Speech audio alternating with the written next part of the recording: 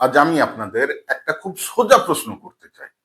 এই মুহূর্তে পশ্চিমবঙ্গে এমন কোন রাজনৈতিক দল আছে যারা তৃণমূল কংগ্রেসকে ক্ষমতা থেকে সরাতে পারে? আপনি যদি আপনার রাজনৈতিক বায়াস বাদ দেন, তাহলে চোখ বন্ধ করে উত্তর দেবেন একমাত্র বিজেপি পারবে এই মুহূর্তে তৃণমূলকে ক্ষমতা থেকে সরাতে। আপনি একা নন। এই রাজ্যের ৯৯% মানুষই বলবে বিজেপি একমাত্র দল যারা তৃণমূলকে এই মুহূর্তে ভোটে হারাতে পারে। এমনকি আমিও বলবো যে বিজেপি পারবে। কিন্তু প্রশ্নটা এখানেই শেষ নয়। আসল প্রশ্নটা হচ্ছে বিজেপি কি আদৌ পশ্চিমবঙ্গে তৃণমূলকে হারাতে চায়? আজকের ভিডিওটা পুরোটা দেখলে আপনাদের কাছে এই প্রশ্নের উত্তর পরিষ্কার হয়ে যাবে। তো চলুন শুরু করি আজকের এই ভিডিওটা। আজকের বাস্তবতায় এটা অস্বীকার করার জায়গা নেই যে সিপিএম, কংগ্রেস, আইএসএফ, হুমায়ুন কবিরের দল কিংবা ওয়াইসির মিম, এই দলগুলো রাজ্য জুড়ে ক্ষমতা দখলের অবস্থানে নেই। তাদের প্রভাব সীমিত। নদিয়ার কিছু আসন, মুর্শিদাবাদের পুরোটা, মালদার পুরোটা, দুই দিনাজপুর, বীরভূমের কিছু এলাকা, দক্ষিণ ২৪ পরগনা এবং উত্তর ২৪ পরগনার কিছু বিধানসভা, যাদবপুর, উত্তরপাড়া, এইরকম কয়েকটা বিধানসভা বাদ দিলে রাজ্যব্যাপী লড়াই করার ক্ষমতা নেই এই দলগুলোর। এটা মানুন বা না মানুন, এটাই পশ্চিমবঙ্গের বর্তমান বাস্তবতা। এবার আসি আসল প্রশ্নে, বিজেপি কি সত্যি ক্ষমতায় আসতে চায়? এই প্রশ্নের উত্তর খুঁজতে হলে আমাদের একটু পিছনে যেতে হবে। ২০১৯ সালের লোকসভা নির্বাচন। ২০১৯ সালে বিজেপি ১৮টা লোকসভা আসন জিতেছিল। পশ্চিমবঙ্গ থেকে ৪০%রও বেশি ভোট পেয়েছিল। সেই সময় রাজ্য বিজেপির নেতারা ভেবেছিলেন যে ২০২১-এই সরকার বানাচ্ছে তারা। স্বপ্নে তো মন্ত্রিসভাও তৈরি করে ফেলেছিলেন। কে কোন দপ্তর পাবে সেটাও নাকি ঠিক হয়ে গিয়েছিল। কিন্তু বাস্তবে কি হলো? ২০১৯-এর লোকসভায় বিজেপিকে অতগুলো আসন জেতানোর পরেও কিন্তু এ রাজ্য একজনও কেন্দ্রীয় মন্ত্রী পেল না। এরা মানে মন্ত্রী বলতে পূর্ণমন্ত্রী, শুধু পেয়েছিল কয়েকজন প্রতিমন্ত্রী, মানে রাজনৈতিক ভাষায় যাদের আমরা হাফ প্যান্ট মন্ত্রী বলে জানি।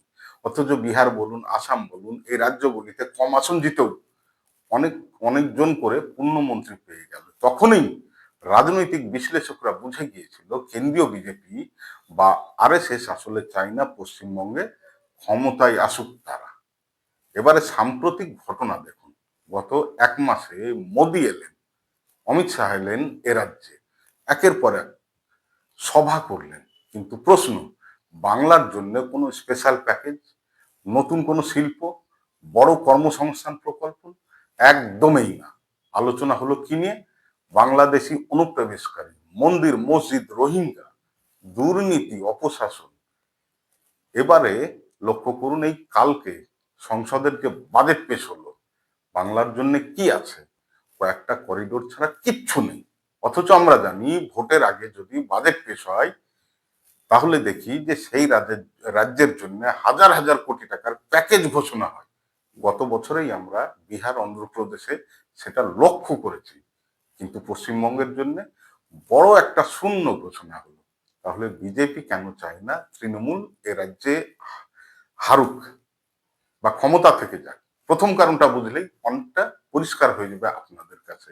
বিজেপি কিন্তু আলাদা কোনো রাজনৈতিক দল নয়। বিজেপি হলো আরএসএস এর রাজনৈতিক শাখা। যেমন ধরুন তৃণমূলের ছাত্র সংগঠন টিএমসিপি, সিপিএম এর ছাত্র সংগঠন এসএফআই বা ডিওয়াইফআই যুব সংগঠন, ঠিক তেমনি বিজেপি হলো আরএসএস এর রাজনৈতিক ফ্রন্ট। আর আরএসএস এর কাছে মমতা হলো দুর্গা, আর মমতার কাছে আরএসএস হলো দেশভক্ত। এখন লক্ষ্য করুন, ২০১১ সালের পর থেকে পশ্চিমবঙ্গে আরএসএস এর শাখা প্রায় ৪,০০০ বেড়েছে। আরএসএস পরিচালিত স্কুল প্রায় ৫০০ বেড়েছে। এই ১৫ বছরে এত আরএসএস এর বিস্তার ভারতের আর কোনো রাজ্যে হয়নি, এমনকি বিজেপি শাসিত রাজ্যেও না। এবার প্রশ্ন, আরএসএস এর মূল এজেন্ডাগুলি কি? মন্দির বানানো, মুসলিমদের দ্বিতীয় শ্রেণীর নাগরিক বানানো, ধর্মীয় মেরুকরণ, এই কাজগুলি কি আজ পশ্চিমবঙ্গে হচ্ছে না? সরকারি টাকায় পুজোর অনুদান, একের পর এক মন্দির নির্মাণ হচ্ছে সংবিধানকে বুড়ো আঙুল দেখিয়ে।